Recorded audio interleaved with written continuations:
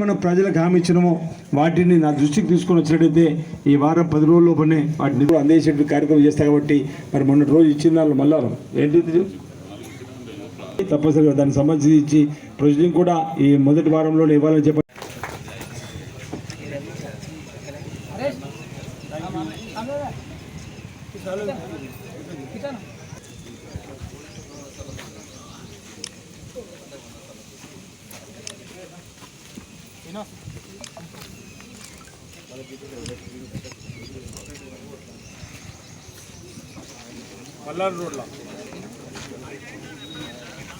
చేపట్టి గ్రామానికి వచ్చిన సందర్భంగా మన గ్రామ ప్రజలందరి తరఫున స్వాగతం సుస్వాగతం తెలియజేస్తూ వారికి మరియు అదేవిధంగా వేదిక పైన పెద్దలు మండల అధ్యక్షులు శ్రీనివాస్ గారికి, మాజీ ఎంపీపీ వెంకటేష్ గారికి, మరియు సెస్ మాజీ చైర్మన్ జగన్ రెడ్డి గారికి, మాజీ ఎంపీటీసీలు, సర్పంచులు, వివిధ హోదాలున్న పెద్దలందరికీ కూడా పేరు పేరున మా గ్రామ ప్రజలందరి తరఫున హృదయపూర్వక ధన్యవాదాలు తెలియజేస్తూ ఈరోజు మన గ్రామానికి వచ్చిన సందర్భంగా మహిళలందరూ కూడా వచ్చి వారికి స్వాగతం పలికినందుకు కూడా పేరు పేరున మహిళలకు, పెద్దలకు, యువకులకు, చిన్న పెద్దలందరూ కూడా ధన్యవాదాలు తెలియజేసుకుంటూ మొట్టమొదటిసారి వచ్చినందుకు ఇంత ఎత్తున భారీ జనం వచ్చినందుకు మీ అందరికీ కూడా హృదయపూర్వక ధన్యవాదాలు తెలియజేసుకుంటున్నాను.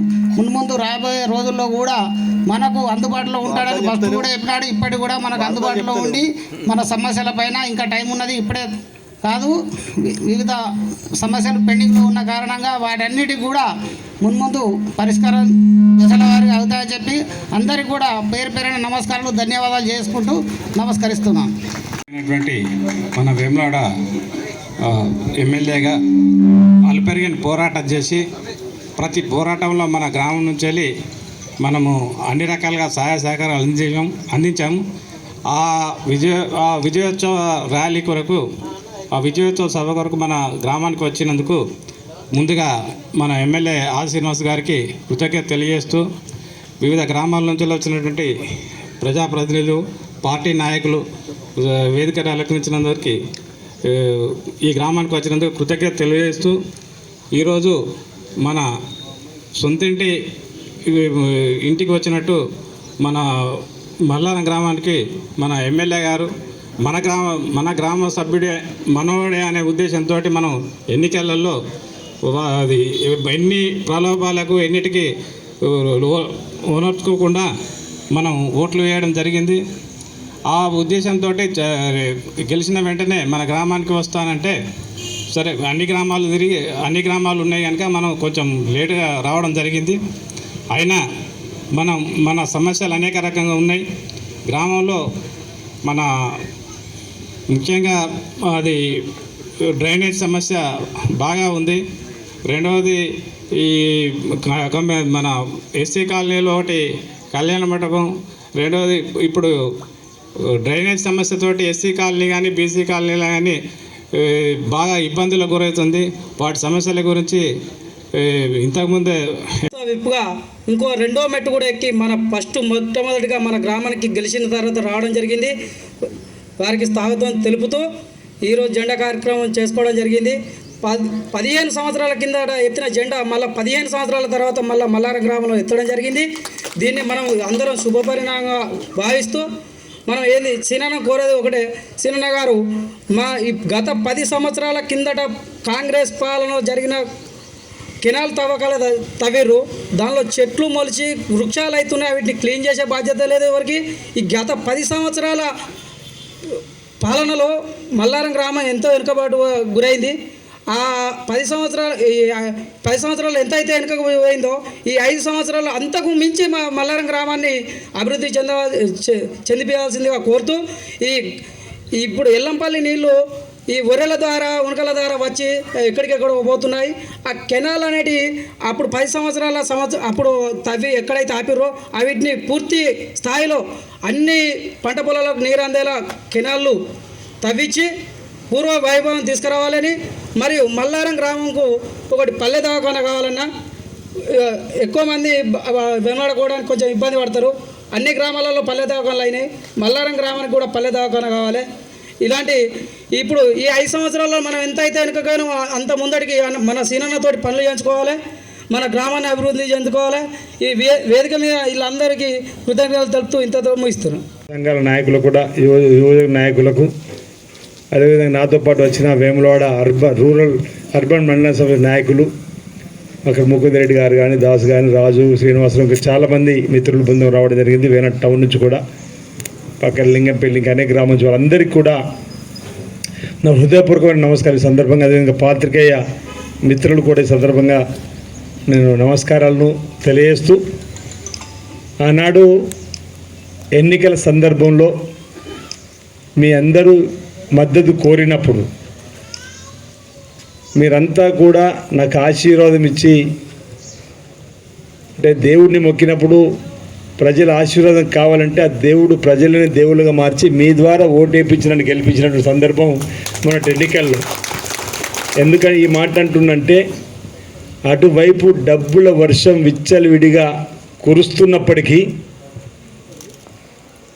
మామూలు డబ్బు కాదు, విచ్చలవిడిగా పంపిణీ కార్యక్రమం జరుగుతున్నప్పటికీ కూడా ఇప్పుడు కాకపోతే ఇంకెప్పుడు మన బిడ్డను గెలిపించుకుందామనేటువంటి ఆలోచనతోటి ఎస్సీ, ఎస్టీ, బీసీ, మైనార్టీ, రైతు వర్గాలన్నీ కూడా ఏకమై మన బిడ్డ, పేద బిడ్డ, మన కష్టాల్లో తోడే ఉంటూ ఓడినా మనం వింటున్న ఈ బిడ్డని గెలిపించుకుందాం, రక్షించుకుందాం, కష్టాల్లో ఉన్నటువంటి ఆది శ్రీనివాస్ కండగా ఉందామని చెప్పని మీరు అందరూ నిలబడి వేయడం వల్లనే నేను ఈసారి గెలిపొందని చెప్పన్నమాట.